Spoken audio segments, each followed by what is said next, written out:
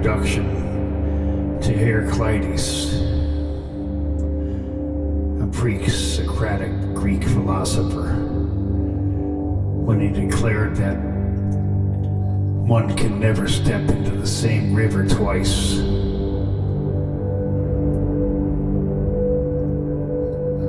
Nature,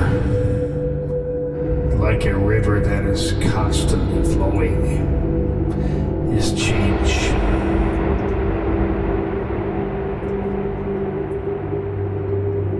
Nothing is permanent. All is change. Reality is change.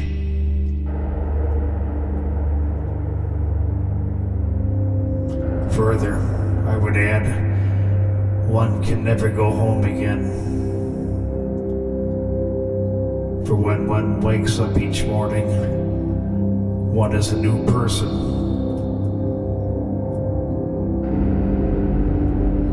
Even ideas change, for one changes each moment, and every new moment brings change. And yet we live our lives like we are unique,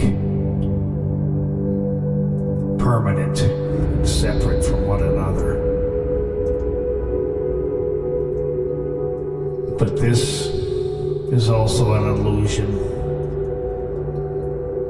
And yet we make friends and friendships that last for years. We fall in love, and as our loved ones change, so must our love change with it.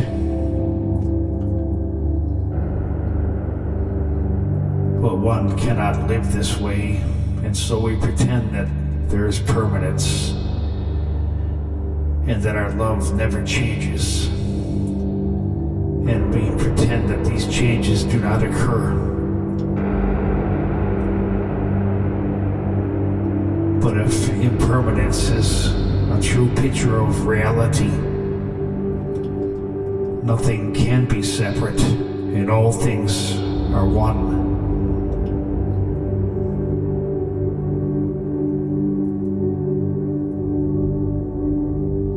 And consider, if all things are in motion, and the essence of nature is change, then what is it that these things move into? There can be no empty space. So how is it possible for change to occur?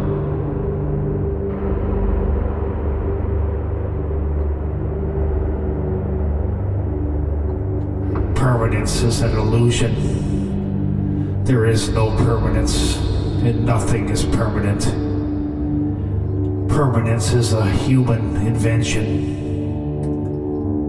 But even this is not real.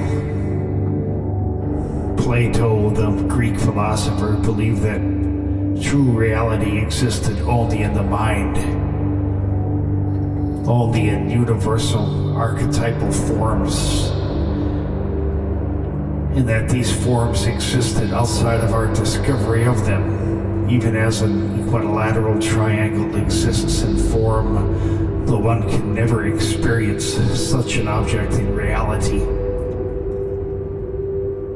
I believe that this is what art is, and I believe that this is what permanence is. Music is a form of permanence, as is literature and painting. These forms are a representation of the original thought, of which they are but an expression. These forms help define the world from which they were inspired, and they should be respected, and they should endure.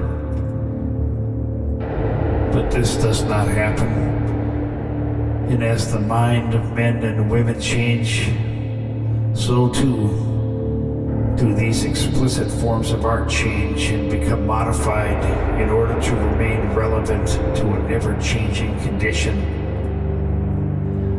This is a form of destruction, and this is the way we, as a society, decay and become irrelevant, static, and dead.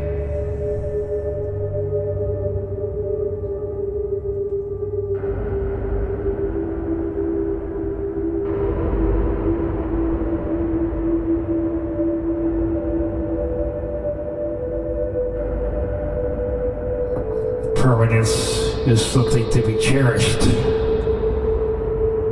something to be protected.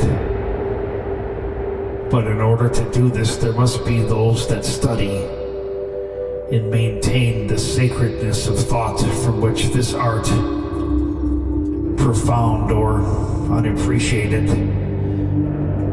can forever tie the human race together into something larger than petty differences and parochialism and ethnic tribalism. Permanence can be codified into mythology and folklore. The reason we write stories and the reason we tell stories and the very purpose of folklore and parables is to try to separate the superficial from the essential. But what happens is that the superficial is what becomes important, and the essence is completely lost. Now I find myself living through a period of the great destruction, where all truth, all traditional truths are being attacked and destroyed systematically, reinterpreted, reintegrated into society to manipulate people so that the original lasting truths are either lost or transformed into something different, something that is and represents current thought. And this is what I hate.